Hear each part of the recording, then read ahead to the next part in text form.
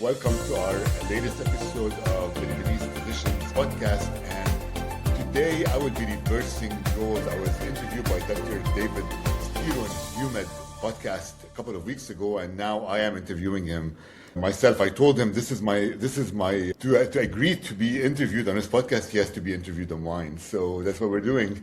So the title of our podcast today is Why Stories Matter in Medicine, a conversation with Dr. David Spiro, who is currently professor of emergency medicine and the head of the department at the University of Arkansas School of Medicine. Welcome, Dr. Spiro, to the podcast.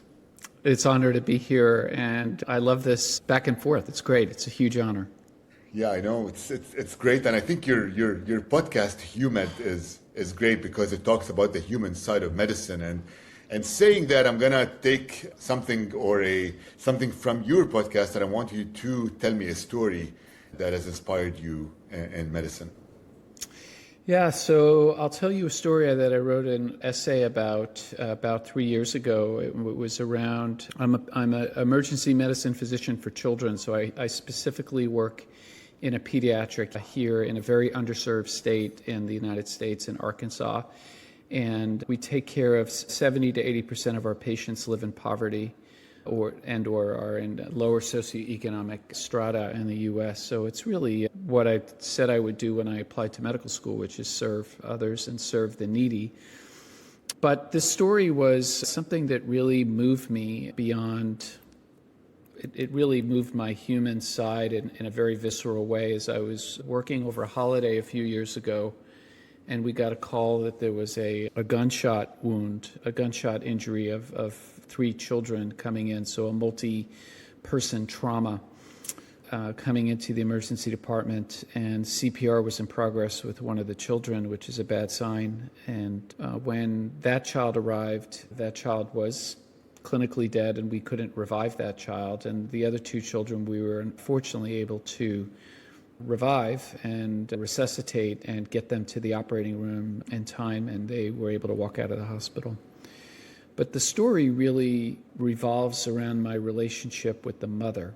One of the hardest things that I have to do in pediatric emergency medicine is actually engage with families during very difficult times, and I don't know them before. I have no relationship with the family. I've never seen them. All they know is that I'm wearing a stethoscope. I introduce myself as a doctor, and here we are talking about a very difficult situation. And this is the most horrific of all situations where I have to talk to a family about a death. And this mother came into the emergency department, and she did not know that her child was dead. And I had to meet with her and her family and give them bad news. So I walked into the room with the social worker, and I sat down, and the mother was sitting there, and I usually sit a few feet away from the mother, and there were multiple family members there.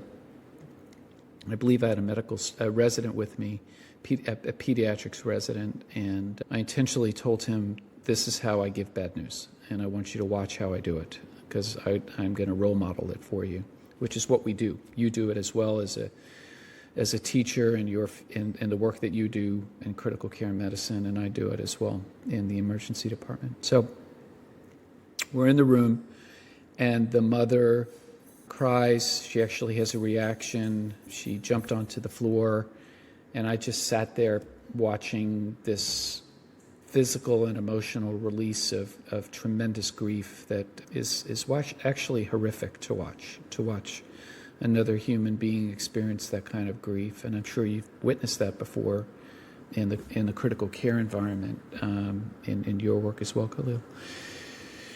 So I waited, and sometimes I'll leave, but something in my heart told me to stay and wait. And I waited, and the mother composed herself, and she sat down.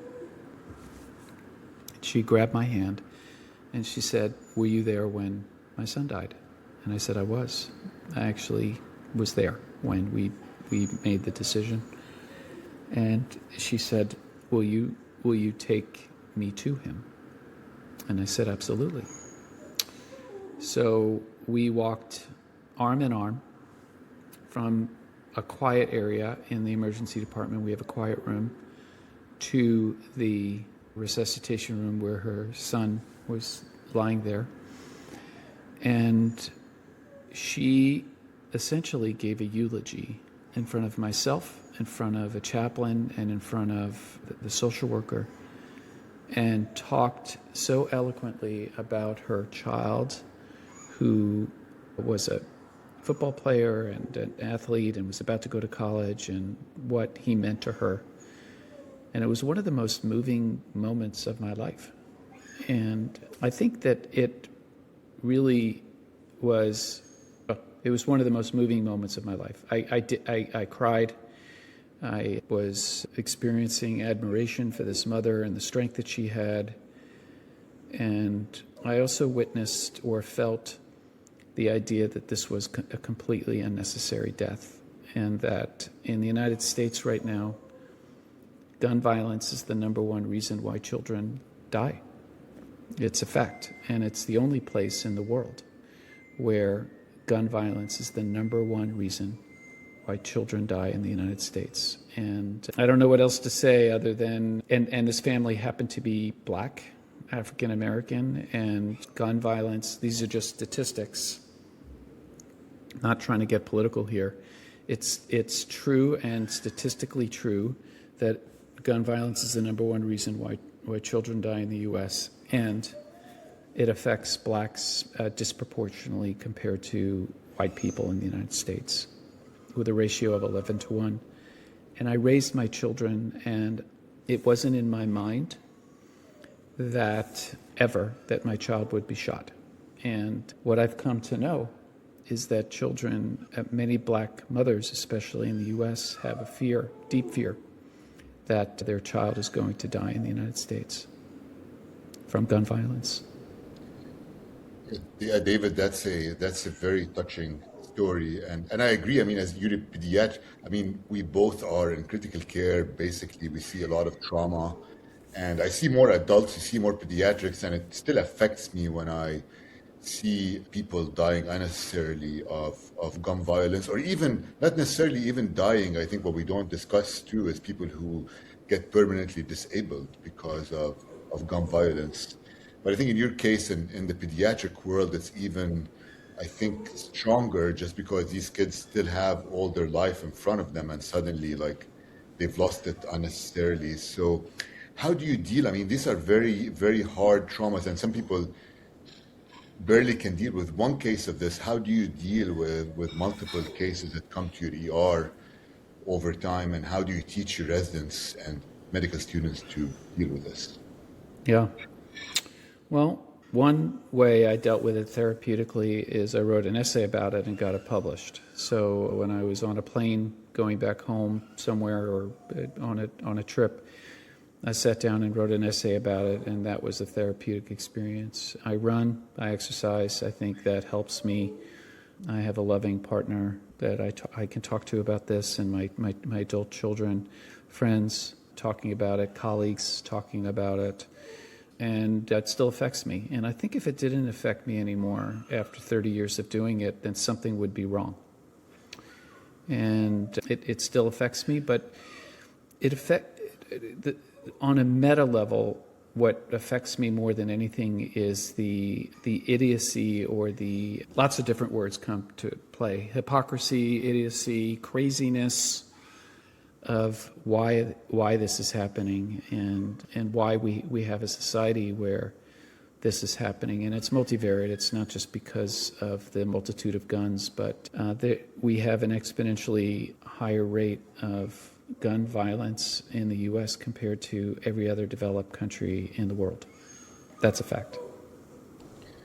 Yes, and I think one of the statistics is that causes a lot of the suicides that are successful actually are successful due to gun violence, actually, or people having a gun in their house. And so it is unfortunate. But the other unfortunate fact to me, I think, since we're discussing this topic, is that there's a lot of limitations also on doing research on gun violence, or funding for research on gun violence. And what are your thoughts about that, since you are at university and you are in the know about this. It's a problem. I know on a national level, there's been. Can you excuse me a second? My dog is trying to get out. Hopefully, you can cut this out. Yeah.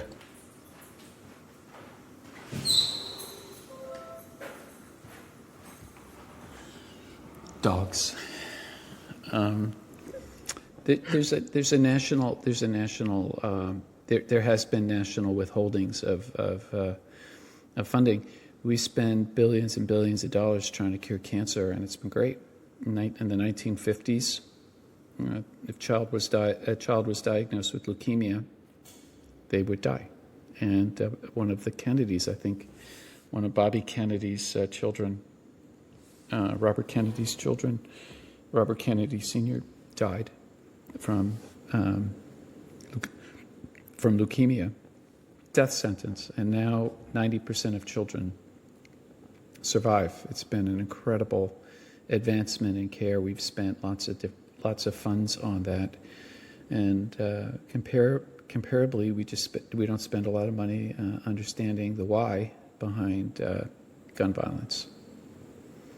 Right, and it's an important thing. So I would say before we go into your podcast, I was going to say, so let's say in a month's time, like how many cases of gun violence approximately do you see in your ER? We see 70,000 children every year in our ER that walk through our front doors or are brought in by ambulance. So that's the base denominator at the Level 1 Children's Hospital Trauma Center in Arkansas, in the state of Arkansas. And while I can't quote exact numbers, we see every month we see a multitude of violence from guns and children getting injured from gun violence. And there's some children who are killed or are killed in the field, and they just never come to our emergency department because they're dead when the paramedics arrive, and they just don't come. Or they're not seen in our emergency department, they're seen at another emergency department. So we see enough. We just had a death recently, as of this taping today, and that really affected my team. And it affects the team. It's one of those things that really affects the team.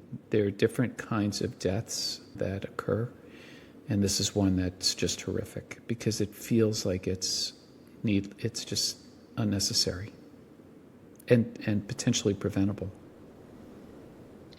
And then there's also, Khalil, there's a sense, at least in the emergency department, of helplessness and hopelessness around all of it. Right, and that's one of the things. Do you as an emergency department, let's say, do a huddle afterwards to? Yes. Yeah. This I think the huddle, it's interesting. Different people have different views of the huddle. I've always thought the huddle is most important for checking in emotionally with the team. The huddles have oftentimes been used to evaluate, and it's a very important part of the huddle, to evaluate what we did well procedurally, what went well, what were opportunities for improvement, because it's fresh. Everyone can say their piece. I've always felt that way more important than that is an opportunity to check in with the team, because almost every time I am in a resuscitation like that, there are people who've never seen a child die. And it's, I think, very important and my responsibility to make sure that they're okay.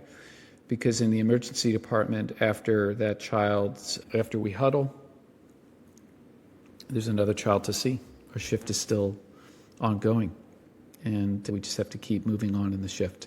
That can sometimes be very difficult for people, and it's really important as a leader in the emergency department to make sure someone's okay, to see more children and just okay in general, because it's very difficult, especially early in one's career, seeing things like this.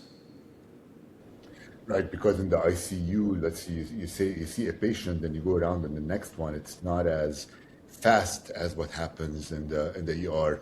And talking about helplessness, I think, and the emotional toll that this takes on the employees, I think one of the things I've heard from psychiatrists before is that one of the things I've heard from a psychiatrist before is that if you cannot find a solution to let's say a situation when you're helpless about it, actually affects the healing process. And saying that, what can we as physicians do to advocate for potentially protecting people from gun violence at the state and maybe at the federal level? Yeah, I appreciate that. And it's one of the reasons why I wrote the article, because I think you write an essay and a few thousand people read it, it has an opportunity to create awareness. I think the first piece of all of it is just awareness that this is a significant problem. We're talking about it now. We've talked about it on my podcast. I've had guests on and we've discussed this very topic. And it's really interesting is, you and I are both in academics, and your podcast has had tremendous success. You have 80, 90,000 subscribers on YouTube, and you're international at this point, which is really awesome. You have a platform now to talk about things, and what's really interesting is you can give grand rounds, you can give a talk to residents and affect 10, 20, 50, or 100 people. We have responsibilities now. It's actually I consider it now a responsibility as hosts of a podcast to be responsible and pick topics that are going to be important for the public and our fellow physicians to be aware of. And I think it's important, hopefully for your audience, to feel the weight of the story that I just told, because it happens in every emergency department in the United States. It certainly happens in pediatric EDs over and over and over again. And like with many things in medicine, it is not just one variable that if we fix that variable, we'll fix the problem. I think it's a multivariate problem. Right, it is. And this is one of the stories, one of the many stories I think that you see in the ER day in, day out. So what inspired you to create the HUMED podcast? Yeah, it's interesting. I think also multivariate. I've always loved telling stories. My dad was a storyteller. He gave me the gift of photography, and I started a company called Real DX 10, 15 years ago, which is case-based learning with using video, and it kind of took off for a while. And I've always loved the concept of creativity and using video as a way to express oneself. And I've been thinking about it for a couple of years, and I kept thinking to myself, do I have the energy? Do I have the energy? Is it the right time? And I started my work here at Arkansas 6 years ago, and the emergency department is now operationally, knock on wood, doing very well. And we've hired people, and we've done the right things, I think, thanks to the support of the hospital and the university, to improve the way that we deliver care. And it just felt like the right time about a year ago to start the podcast. And what I really wanted to do is to unveil the humanity of medicine. And I know it's an impossible journey, but the idea is to, through each guest that I have on, including your story about the horrific bombing of the plant when you were in Lebanon, and your heroism when you came in and volunteered in the ED, and the horrible things that you saw when you were in Lebanon, and just hearing a little bit about your story about going back to Lebanon and then coming back to the United States. And, you're a beautiful man, and you have a beautiful story to tell. And only through storytelling will the public really understand that physicians are ultimately humans like everyone else. And we have our difficult moments. I've had guests on. One of my colleagues has a brain tumor that he's struggling with, and another colleague came on who was just diagnosed with lung cancer, and they talked about being patients. They're physicians, but they're patients, and their journey and the challenges that they've had. And I really think the public needs to understand that aspect of humanity of medicine. And just in terms of this story, we can certainly talk about gun violence and the hypocrisy of it. But the audience also needs to know that these cases are really hard for me. And I experience sadness and grief when I take care of children who die. And that's the humanity of medicine in a nutshell. And it's expressed in different forms and in different ways because we're all the billions of us are different kind of people. But only through understanding humanity and the humanity of medicine can we come together as brothers and sisters and fathers and mothers and tear away the silos that we create, that create conflict and strife in our world. So. And I feel saying that, I think it's a great place for physicians to share their stories, your podcast, because I feel like a lot of physicians struggle to share their stories. Why do you think that is the case? I think that physicians, there's a sense of self-protection. I had a neurosurgeon, a colleague of mine, on the phone, and neurosurgeons, I'm sure in your adult world, at least pediatric neurosurgeons, tend to be a little bit aloof. I don't know why, but that's the reputation, and I think there's a reality to it. I think they deal with death a lot and bad things all the time. Doctors are nice, by the way. Adult ICU doctors are very nice, but and so are pediatric. I'm kidding. But I had a pediatric neurosurgeon, one of my colleagues, on, and he talked about his brother who has Down syndrome. And he takes care of kids with Down syndrome who have cervical spinal issues, and it was a beautiful story in terms of what it was like growing up as a child with a brother who has Down syndrome and how it sort of inspired him to pursue medicine. And I think physicians have a sense of through the work that we do,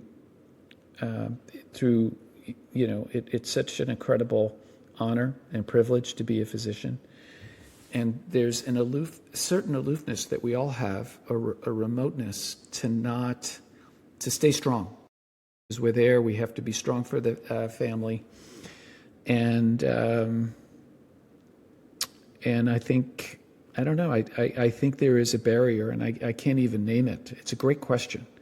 Do you have a sense of why it exists from your perspective as an ICU physician? Yeah, the aloofness of the physicians. I think it's a barrier. Like, I think a lot of physicians feel like it's a barrier, or maybe like if they share their stories, that they're more vulnerable in that case, like towards their colleagues and towards their patients, and therefore they don't like to do that. And I think, to tell you the truth, I think that's part of the reason why also we're talking about suicides and stuff like that, why maybe the suicide rate among physicians is actually higher than the general population, because I think a lot of them just keep things to themselves and deal with it internally, which I think leads to some of the suicide rates that we see in that case. So the suicide rate is, there have been studies looking at suicide rates amongst specialties, and emergency medicine is at the top, and so is anesthesia, interestingly enough. So, yeah, I think, and that's an interesting thing to think about, right? I don't know where critical care medicine is, but one of the things that I've always thought about, I think there's, again, a multitude of reasons why suicidality is high in emergency medicine physicians, but one of which has to be the lack of sleep. The sleep disruption has to be high on that list. And then, a sense of at times hopelessness or helplessness managing the things that we see. It's funny, like if I had to go back into medical school, this is an interesting thing I'll share with your audience, is if I had to choose all the specialties, because pediatrics has 26 or 28 subspecialties, and so does internal medicine. There's cardiology, there's critical care, and all of different fellowships you can do from internal medicine, pulmonology. If I had to pick, and so there are hundreds of specialties and subspecialties. If I had to pick it again, I'd probably pick pediatric ER again, or something like it. And at the bottom of the list, I would probably pick adult emergency medicine. It would be the last thing I would pick. And there's been something to me, and I think it has to do with the feeling of helplessness, especially in the adult EM space, where I feel like, at least with children, there's a sense of hope. And it's something that I love, and advocacy. And it's something that I feel like I can bring to the table every time I work a shift. And it's not to put anything down about adult emergency medicine. In fact, I think those that practice adult emergency medicine are heroes, big time. But the boarding and the mental health emergencies that present in the adult world are exponentially higher than in children. And in children, it's bad. So. Yeah, right. And in children, I think you make a bigger impact too when you make a child better, maybe, or you feel that you've made a bigger impact, I guess. Yeah, it's just different. It's different, It's a different feeling when you're with a child than you're with an adult. Although with children, we also have adults, right? So, I'll just tell your audience, we could talk about lots of different things. But one of the things that we really have to deal with now in 2026 are children who are unvaccinated and come in with infections and fevers and figuring out what to do. And the unvaccination rate in the United States has doubled or tripled in the last 5 to 10 years. And it's not the child's fault. So it's, we're taking care of the child, but we're also managing the family. So we can't escape adults. Right, exactly. But now we're opening up a lot of big topics today on the podcast: vaccinations, gun violence, multiple themes. Do you think medical training leaves enough room for reflection and humanity? No, I don't. Why not? I don't think medical education teaches us how to take care of ourselves. I learned nothing about sleep. I learned nothing about diet in medical school. I went to what I would consider one of the most advanced medical schools in the United States, in San Francisco, UCSF, and one of the top schools, and doing a whole bunch of research, and they teach people how to become doctors there. And again, it was in the late 80s that I was there, but didn't learn anything about how to take care of myself and how to, and again, we may have been in our infancy around sleep, and we're still on a steep learning curve, but and diet. But I think medical schools are better at it now, but I still think there's a long way to go about how we can be doing a better job, even as teachers, you and I, about how to role model healthy behavior, how to balance our lives in ways that are healthy so we can come to work and be prepared and be healthy to take care of others. Because you can't be an effective physician, in my opinion, unless you yourself have a certain degree of healthiness to you. Because how can you care for others when you're not well yourself? It's very hard to do. And that's where it all intersects with the humanity of medicine, right? Because in order to be compassionate, in order to be empathetic with our families, we have to have sound mind and body. We have to be in balance in order to be the most effective physician that we can be. Right, exactly. And I started to do that, like over the past couple of years, I started to talk a lot about that with my residents and medical students, about the importance of having a life outside of work and actually trying to express yourself more openly. Because I mean, as you said, I think if the physician is not feeling well, then the care of their patients will not be good care. And that's probably part of the reason for a lot of the physician burnout that happens. Yeah, and I'll tell you that the humanity of medicine and my podcast has taken me to you and taking me to being here and being present with you right now. And it's actually a beautiful story because I deeply connected with one of the residents I work with who's a wonderful, smart, engaging family medicine resident, and I'm going to give a lecture to his group about case-based learning, and I can't wait to do that. Such a nice young man, and he's from Lebanon. And when I told him about my podcast, he's like, okay, let me introduce you to Dr. Khalil, and let's make that happen. And to me, that is the beautiful aspect of our fields, is we get to connect with physicians and colleagues and learn from each other. And I've learned so much from you and listening to your podcast. I have learned a lot from you too, and I mean, David, it's a great podcast. And where can people find it? Well, there's this thing called YouTube. So YouTube, Spotify, Apple Podcast, subscribe on Instagram, Facebook. HuMedPod is my Instagram handle, but you can certainly find me. It's HuMed, HUMED, stands for human medicine. And again, we're trying to unveil the human side of medicine by storytelling one healthcare provider at a time. Right. I think I've listened to a number of episodes from your podcast, and I think I've learned a lot, and I encourage people to actually subscribe and listen to these episodes. David, thank you for being on the podcast. And I just want to tell you something. It seems like we have a lot of things in common because you have a podcast, I have a podcast.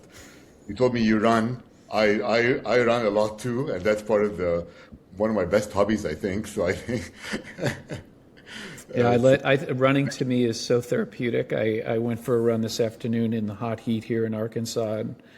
And, it is so therapeutic for me. I just go into a different space, and it's one of my ways that I give myself self-care. Thank you, David. Okay, thank you so much for having me on the show. It's an honor and privilege to be here.